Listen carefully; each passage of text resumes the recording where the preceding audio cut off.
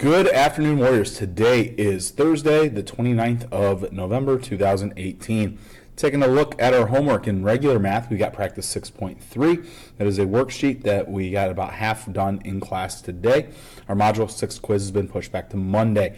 In honors math, there is no homework for this evening. All math classes should be checking Google Classroom. In science, there's no homework for regular science. However, there is an assignment called variables and hypothesis for the honors classes.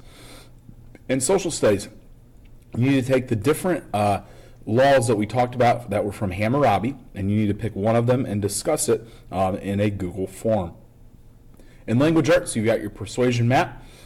Please check your classroom stream as there are written directions for how to go and save your map. In literature, book club activity is due on Friday. You also need to read 30 minutes.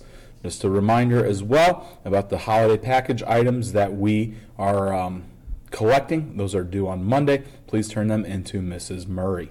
That's it for today. Have a good one.